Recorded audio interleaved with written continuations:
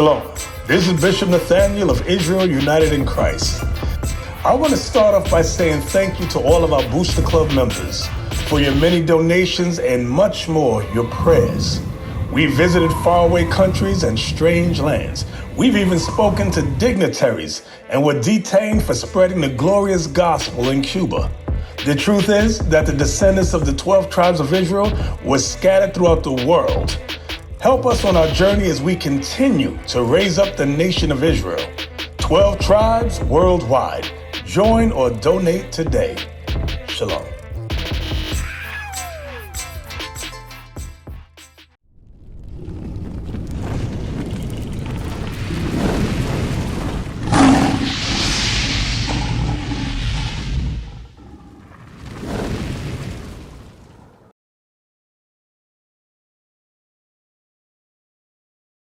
Your enemy put a yoke of iron upon your neck, and you wonder, why don't I have it no more? You see the pictures, you go up and say, what happened to this yoke of iron?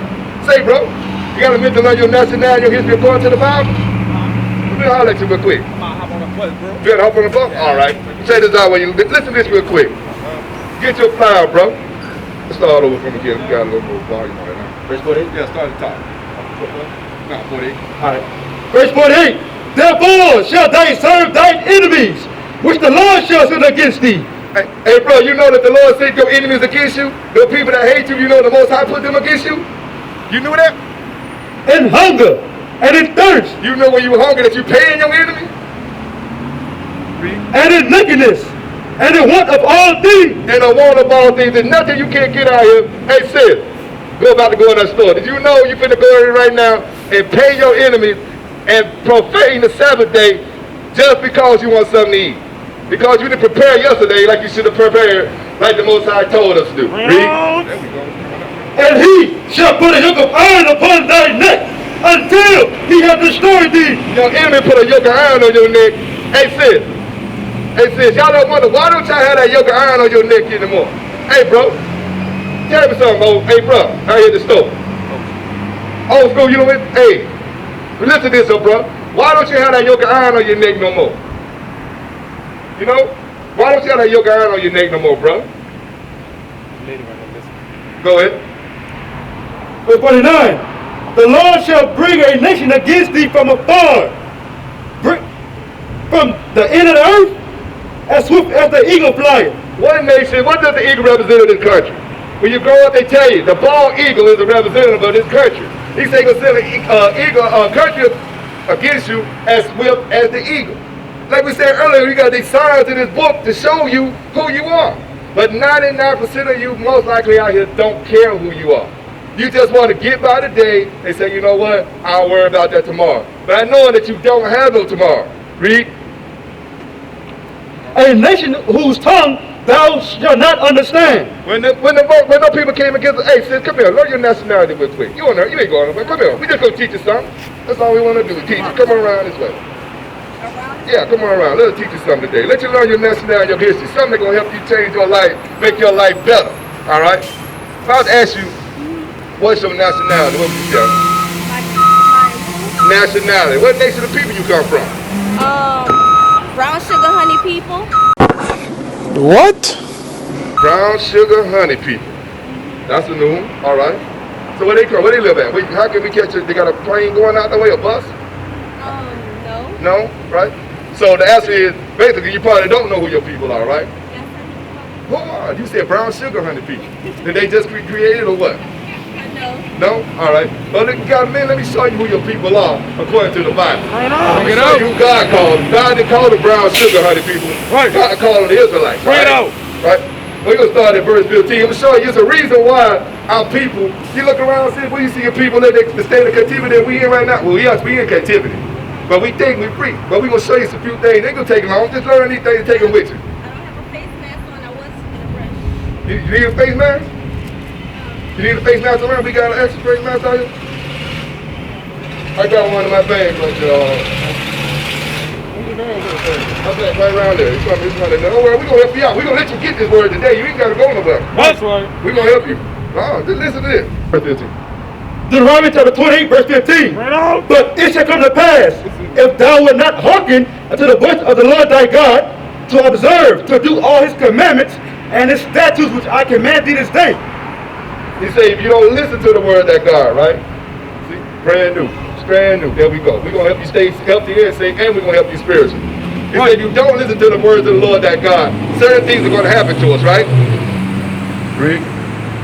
That all these curses shall come upon thee and overtake thee. He said, these curses are going to overcome us and overtake thee.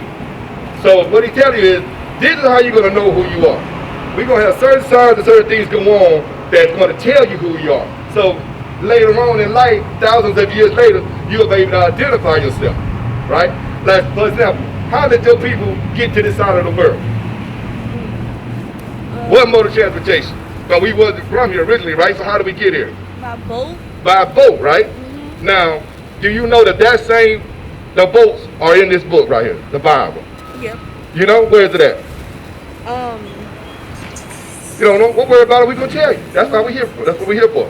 All right? We're going to give you a certain couple of signs to show you something, and we're going to get to them boats real quick. All right?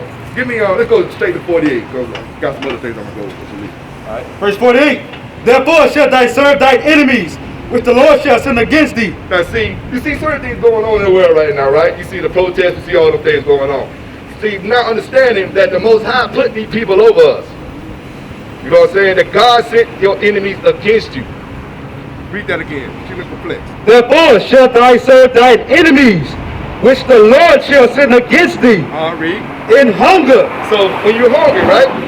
You go to the store, you got a grocery store or somewhere, right? Who owns those places? Who own them? Not our people, right? All right.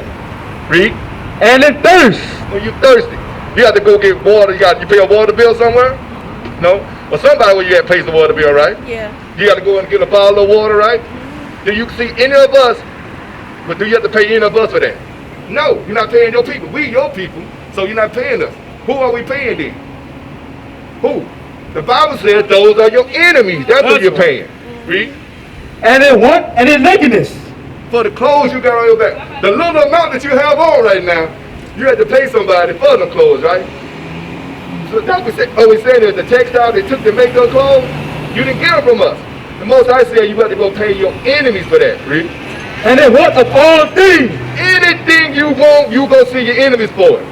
You don't come to see your people for it. You're not spending your money with your people because we can't do it because we under these curses. These are examples of some things that show you who you are. Bring it up. An Israelite. Not talking about no brown sugar, whatever the people they told you that was. You're an Israelite. Now we're going to jump on down here to these slave ships and show you exactly, to prove to you so you don't have it down in your mind who you are. Then I'm going to show you some things that God expects out of you. Get out. Finish it on out. And he shall put a yoke of iron upon thy neck until he have destroyed thee. That yoke of iron, right? Where's the yoke? Put the picture with the yoke of iron. The yoke of iron, you see that right here? That's what our people had on. Why did they take that yoke of iron off us? Because they destroyed you. They're no longer afraid of you. You're afraid of them now. They will take one of them can run 1,000 of you. Right. Because you've been destroyed. Bring it up. Now they'll free you.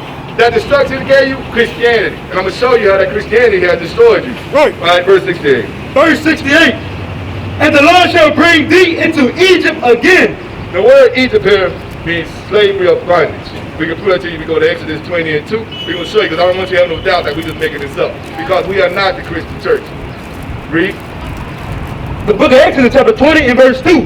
I am the Lord thy God, which have brought thee out of the land of Egypt, out of the house of bondage. Out of bondage. Because the Israelites were in slavery once in Egypt. And how did we get out of there? We walked out of there. There was no ship because it's just like walking across the street. This is Egypt, that's Israel. You just walk from there.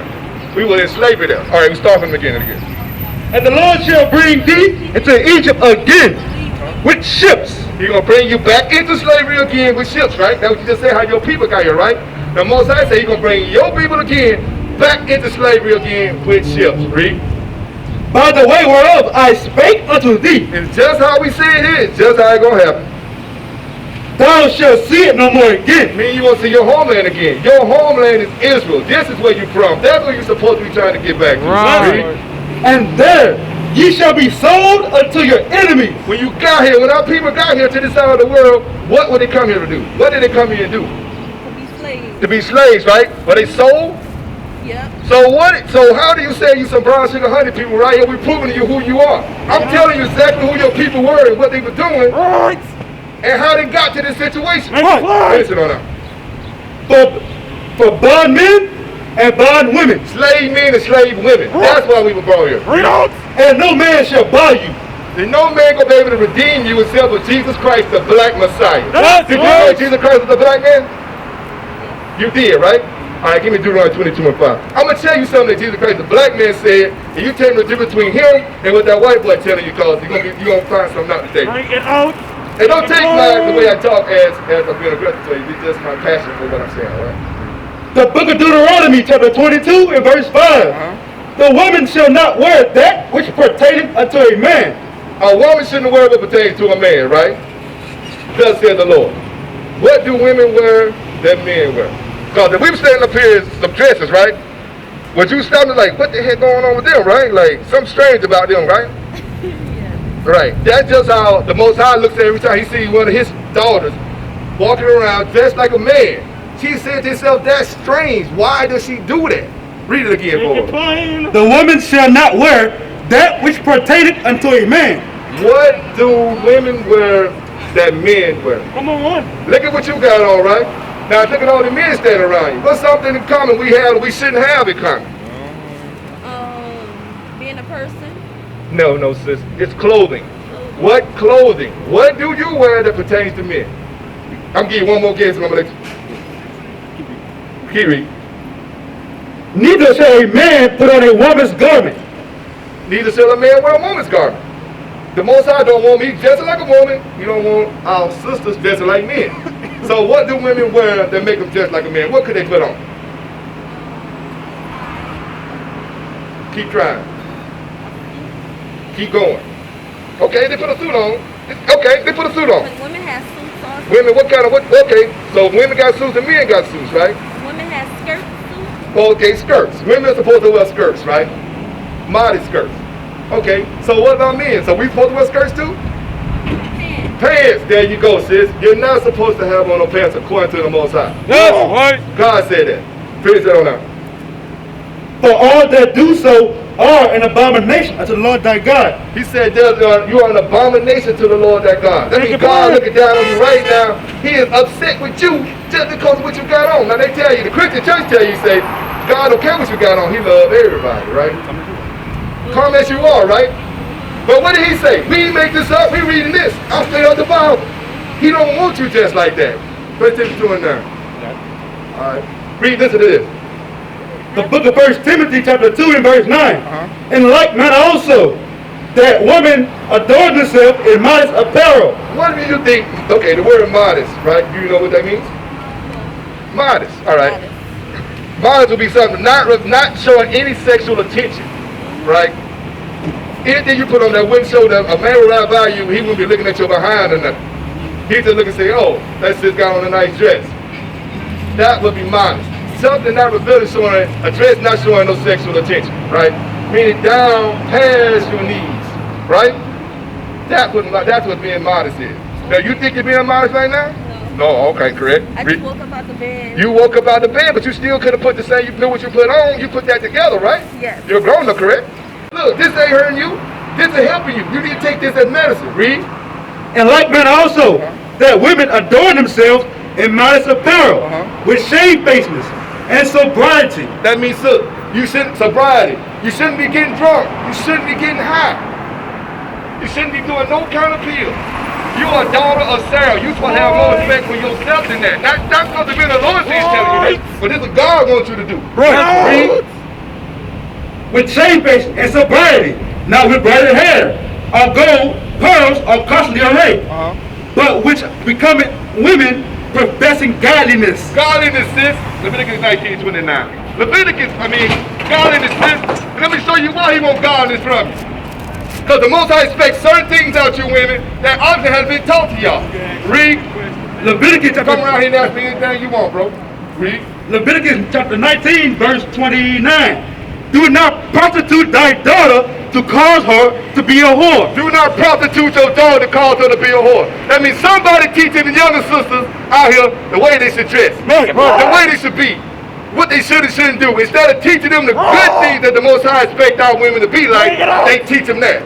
Teaching them to put on these little bitty pants, walk out here, maybe a man will do something for you. That's called whoring yourself out, and that does say the Lord. Read.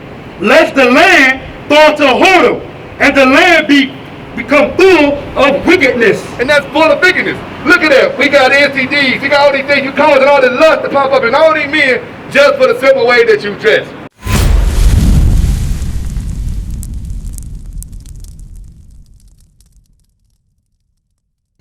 We used to scream black power while heroin was pushed. But at the end of the day, nothing's in vain. IUIC has been given a vision. The tents of Judah has risen. Many has attempted the mission. Minor murmuring, omitting, and missing the mark. Just reading that he had the flame of fire in his eyes gave us the spark. We on Paul's mission. We out on the road, purple and gold. From Mexico, Cuba, Haiti, Ghana, Sierra Leone. 144,000 boots banging, concrete crackling. These are our men repented at heart. The scriptures is proof. IUIC, we deliver the truth.